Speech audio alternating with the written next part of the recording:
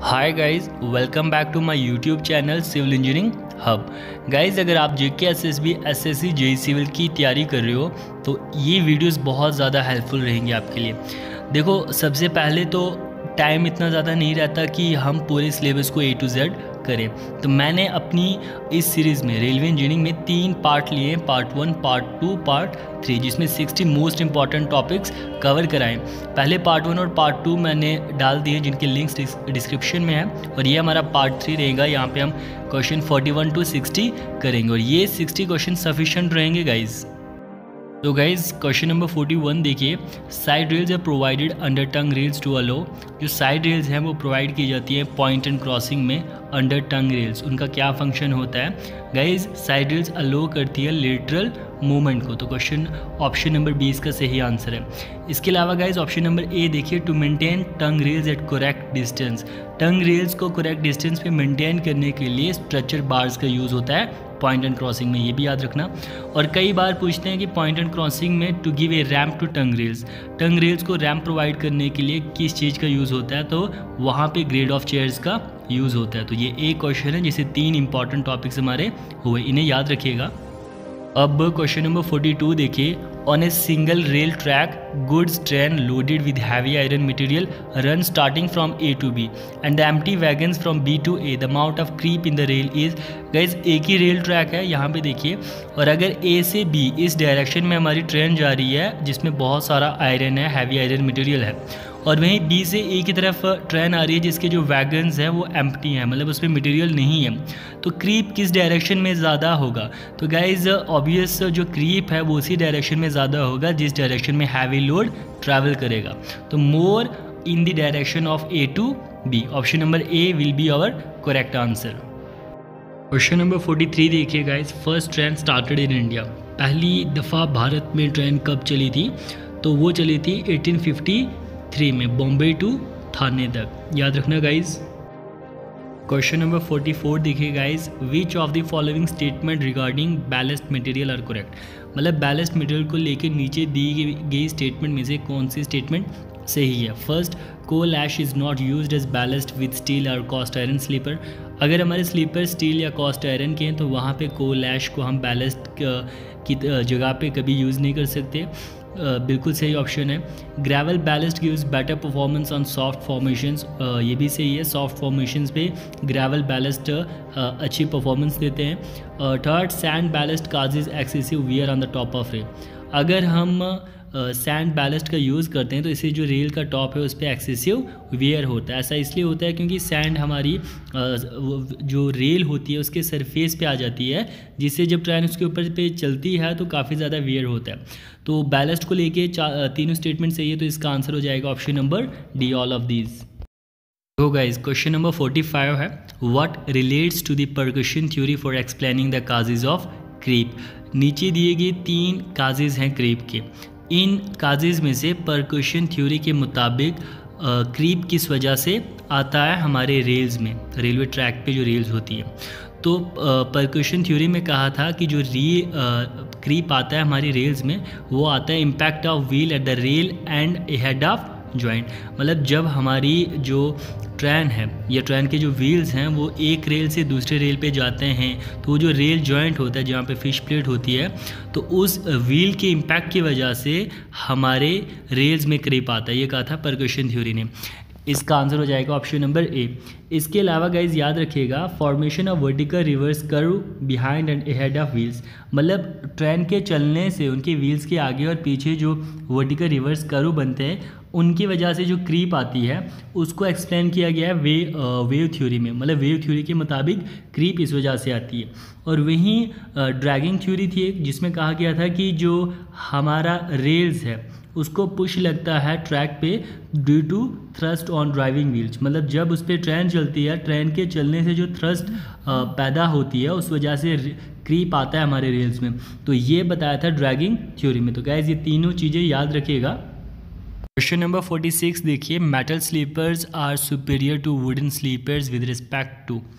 मतलब हमारे metal slippers wooden sleeper से बढ़िया होते हैं किस चीज़ को लेके, मतलब किस आधार पे, तो लाइफ को लेके। जो मेटल स्लीपर्स है इनकी जो लाइफ है, ड्यूरेबिलिटी है वो ज़्यादा होती है वुडन स्लीपर से।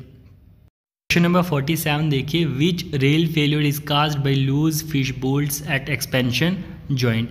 एक्सपेंशन जॉइंट पे अगर हमारे बोल्ट्स जो है ना, फिश बोल्ट्स, वो लूज़ हो जाएं तो उनकी वजह से जो रेल में फेल्यूर आता है वो कौन सा आता है।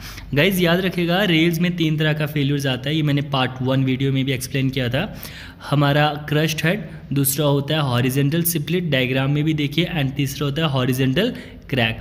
तो अगर हमारे फिश बोल्ट लूज़ हुए जॉइंट पे, एक्सपेंशन जॉइंट पे, तो बार बार अगर ट्रेन गुजरती है वहाँ से, उस वजह से रेल में जो फेल्योर आता है वो गाइज होता है क्रस्ट हेड फेल्योर। यहाँ पे देखिए डायग्राम में। इसके अलावा गाइज जो स्प्लिट हेड फेल्योर है, ये डायग्राम में देखिए, ये किस वजह से आता है, ये ज़्यादातर रेल्स में मैन्युफैक्चरिंग डिफेक्ट होता है, मतलब एक छोटा सा क्रैक होता है, वो बाद में धीरे धीरे खुलने लगता है। और हॉरिजेंटल फीचर्स जो क्रैक है वो हमारा वेब में आता है। क्वेश्चन नंबर 48 देखिए guys, automatic signalling system result in. अगर रेलवे में ऑटोमेटिक सिग्नलिंग सिस्टम लगता है तो इससे क्या होता है, हायर एफिशिएंसी अचीव होगी, अवॉइडिंग ऑफ ब्लॉक इंस्ट्रूमेंट्स, या बोथ या नन। तो गाइज अगर ऑटोमेटिक सिग्नलिंग सिस्टम रेलवे में हो तो इससे एफिशिएंसी बढ़ती है एंड ब्लॉक इंस्ट्रूमेंट की अवॉइडिंग भी होती है। तो ऑप्शन नंबर सी इसका सही आंसर है।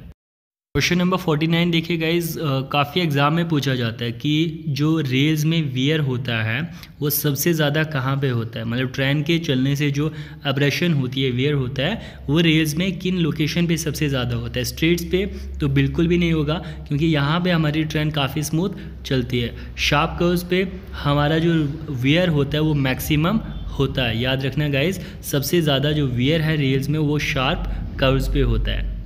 अब क्वेश्चन नंबर 50 देखिए, कुछ इंस्ट्रूमेंट्स है और इनका पर्पस रेलवे में क्या होता है। देखो शॉवल है, इसका काम होता है बैलेस्ट को हैंडल करना, मतलब बेलचे का काम क्या, बैलेस्ट को हैंडल करना। दूसरा क्रो बार्स है, इनका काम होता है अलाइनमेंट को करेक्ट करना। अगर हमारा ट्रैक मिस अलाइनमेंट पे है तो उसके अलाइनमेंट को सही करना है तो that can be corrected bye crow bars. Rail tongues होती हैं, ये रेल्स को लिफ्ट करने के लिए यूज़ होती हैं। उसके बाद क्लो बार है, इसका काम होता है जो पुराने स्लीपर्स हैं उनमें जो डॉग स्पाइक्स लगे हैं उनको अगर रिमूव करना है तो क्लो बार की मदद से होता है।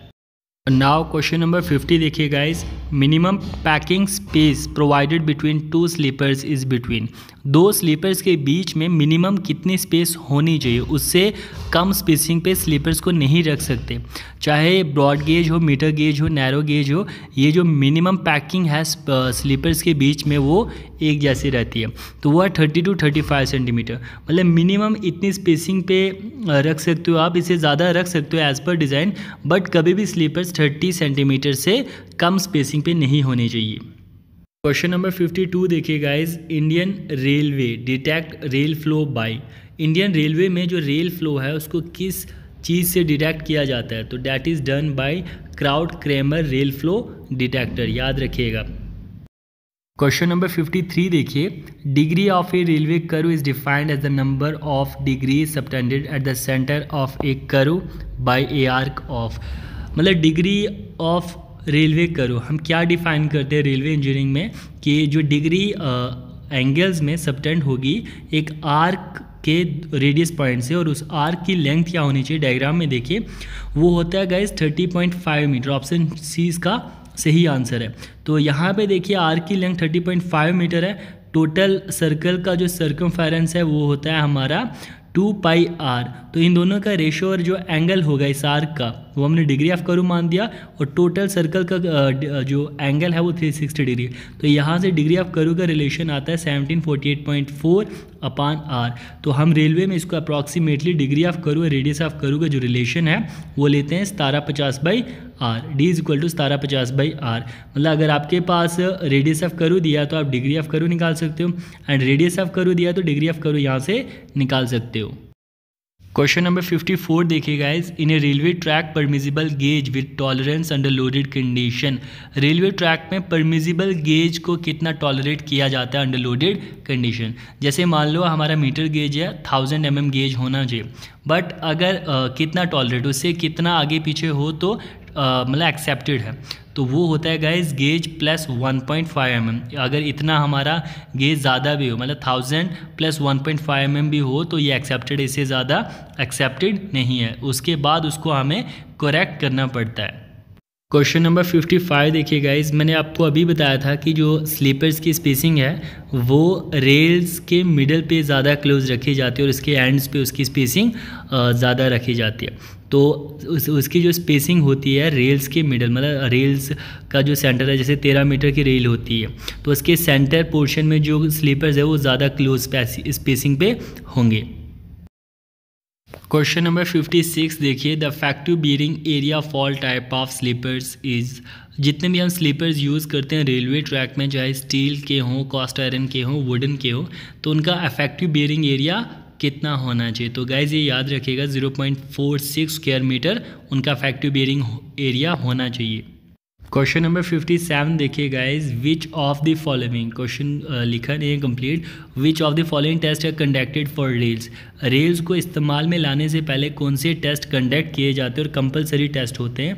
तो गाइज मैंने आपको पहले भी बताया था पार्ट 1 में, फॉलिंग वेट टेस्ट और टेंसाइल टेस्ट रेल्स पे कंडक्ट किए जाते हैं उनको यूज़ करने से पहले। तो ऑप्शन नंबर सी हमारा सही आंसर हो जाएगा।